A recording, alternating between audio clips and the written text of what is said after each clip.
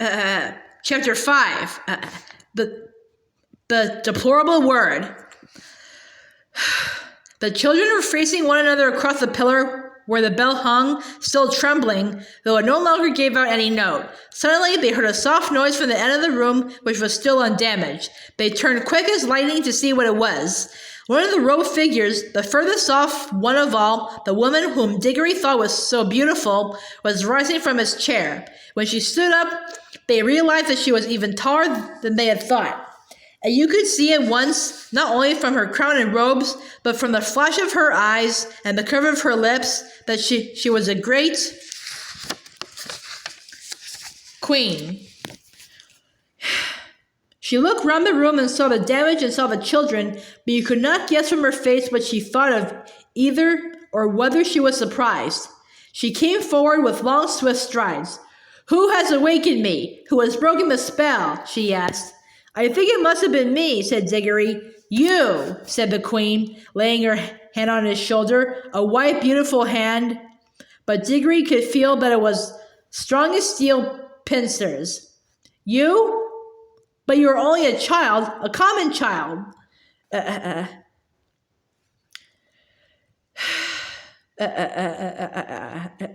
Anyone can see at a glance that you have no drop of royal or noble blood in your veins. How did such as you dare to enter this house?" "We have come from another world, by magic," said Polly, who thought it was a high time the queen took some notice of her as well as Diggory. "Is this true?" said the queen, still looking at Diggory and not giving Polly even a glance. "Yes, it is," said he. The queen put her other hand under his chin and forced it up so that she could see his face better. Diggory tried to stare back, but he soon had to let his eyes drop. There was something about her that overpowered him. After she had studied him for well over a minute, she let go of his chin and said, "You are no magician. The mark of it is not on you. You must be only the servant of a magician. It is on another's magic that you have traveled here." "It was my Uncle Andrew," said Diggory. At the moment, not in the room itself, but from somewhere very close, there came first a rumbling, then a creaking, and then a roar of falling masonry, and the floor shook. "There is great peril here," said the queen. "The whole palace is breaking up. If we are not out of it in a few minutes, we shall be buried under the ruin." She spoke as calmly as if she had been merely mentioning the time of day. "Come," she added, and held out a hand to each of the children. Polly, who was disliking the queen and feeling rather sulky, would not have let her hand be taken if she could have helped it. But though the queen spoke so calmly, her movements were as quick as thought. Before Polly knew what was happening, her left hand had been caught in a hand so much larger and stronger than her own that she could do nothing about it. "This is a terrible woman," thought Polly. "She's strong enough to break my arm with one twist. And now that she's got my left hand, I can't get at my yellow ring. If I try to stretch across and get my right hand into my left pocket, I mightn't be able to reach it before she asked me what I was doing. Whatever happens, we mustn't let her know about the rings. I do hope Diggory has the sense to keep his mouth shut. I wish I could get a word with him alone."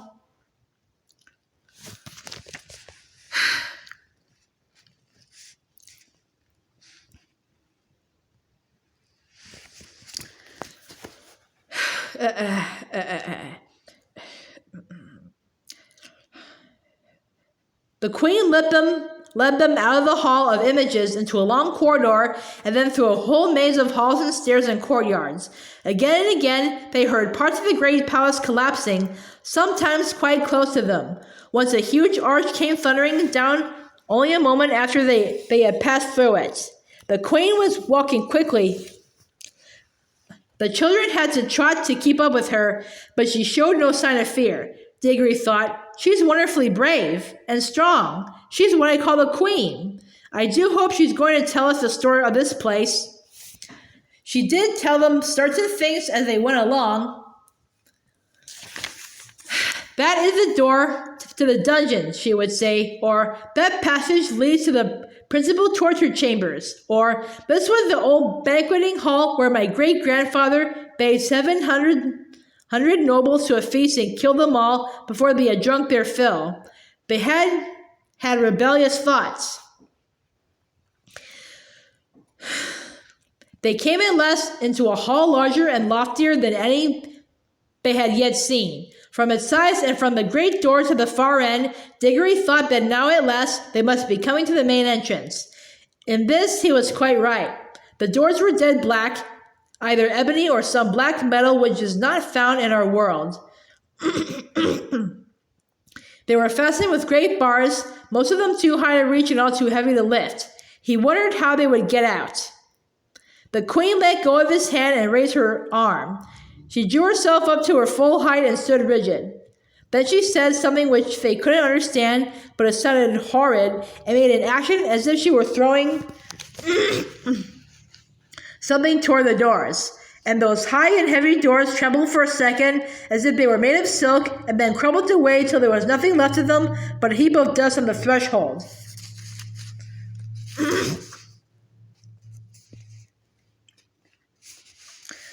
"Whew!" whistled Diggory.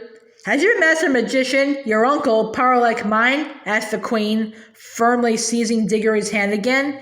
"But I shall know later. In the meantime, remember what you have seen. This is what happens to things and to people who stand in my way."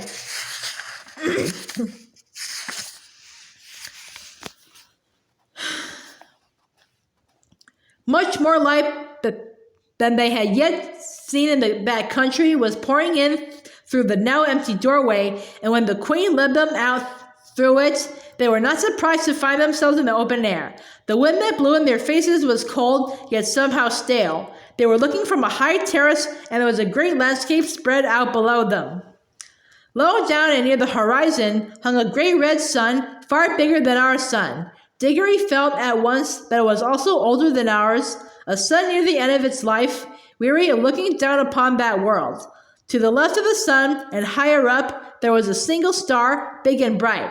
Those were the only two things to be seen in the dark sky. They made a dismal group. And on the earth, in every direction, as far as the eye could reach, there spread a vast city in which there was no living thing to be seen. And all the temples, towers, palaces, pyramids, and bridges cast long, disastrous-looking shadows in the light of that withered sun. Once the great river had flowed through the city, but the water had long since vanished, and it was now only a wide ditch of gray dust. "Look well on that which no eyes will ever see again," said the queen.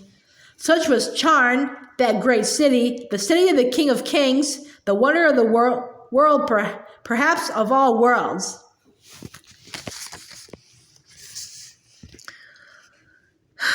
"Does your uncle rule any city as great as this boy?" "No," said Diggory. He was going to explain that Uncle Andrew didn't rule any cities, but the queen went on.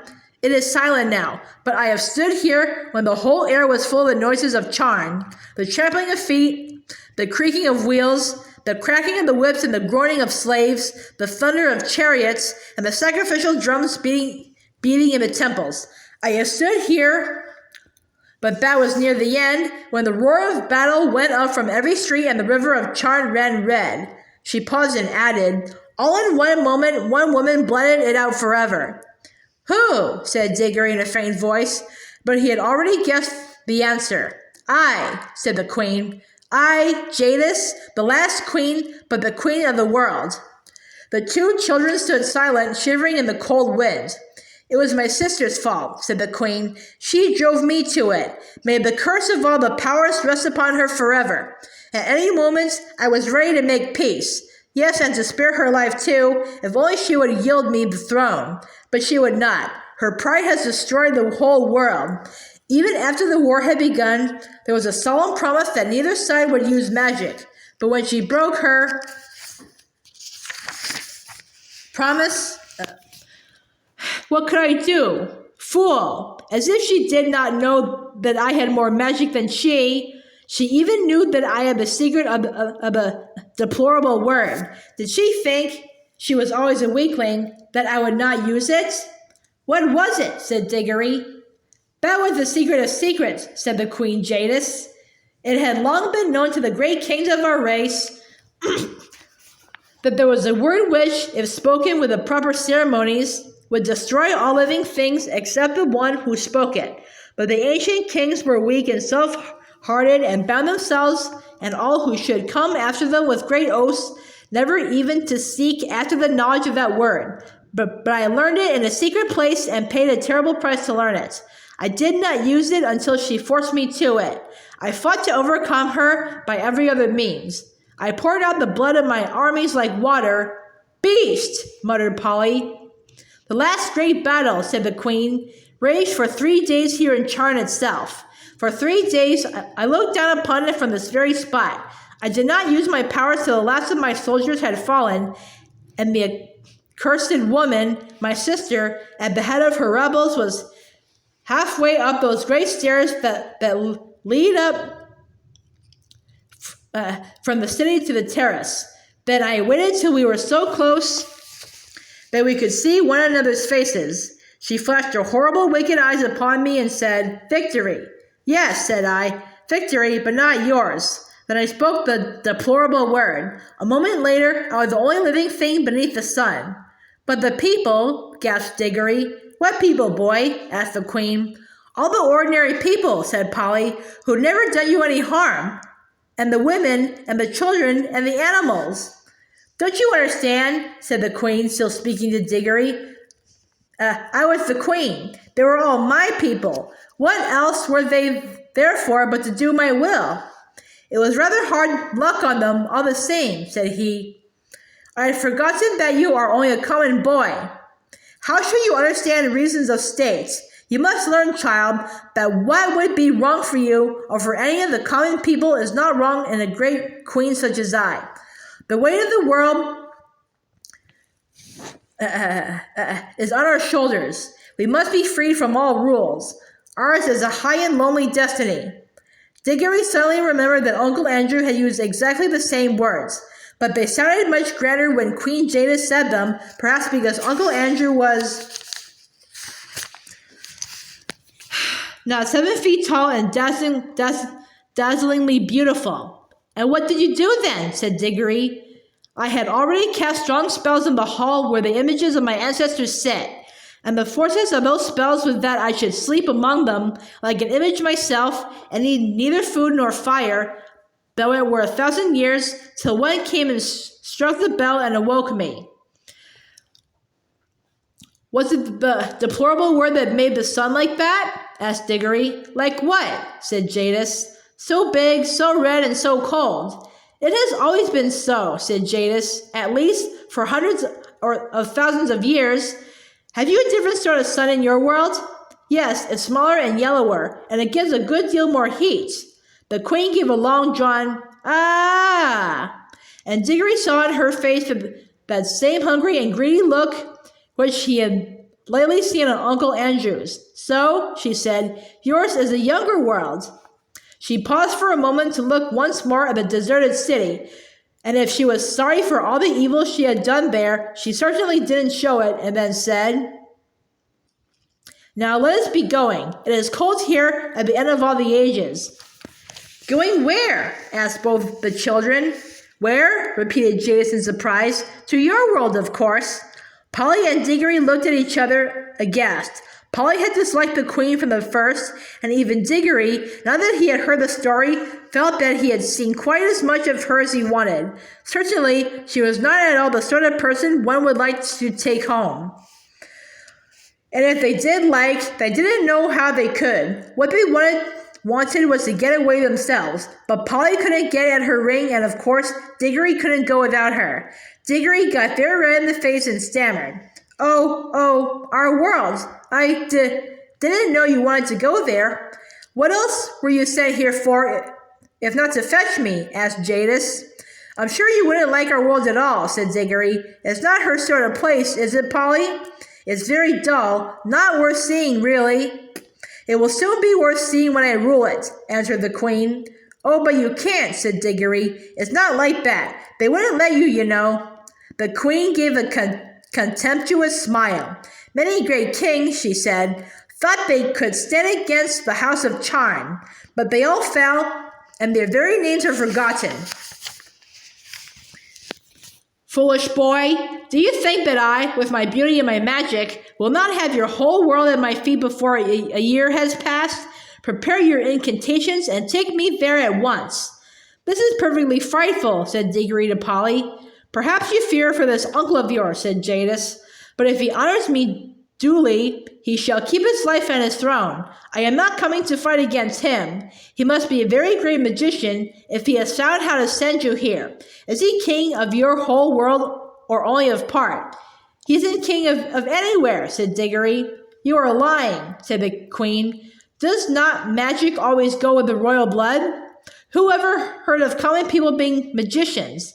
I can see the truth whether you speak it or not. Your uncle is the great king and the great enchanter of your world, and by his art he has seen the shadow of my face in some magic mirror or some enchanted pool, and for the love of my beauty he has made a potent spell which shook your world to its foundations and sent you across a vast gulf between world and world to ask my favor and to bring me to him. Answer me, is that not how it was? Well, not exactly, said Diggory. Not exactly, shouted Polly. Why,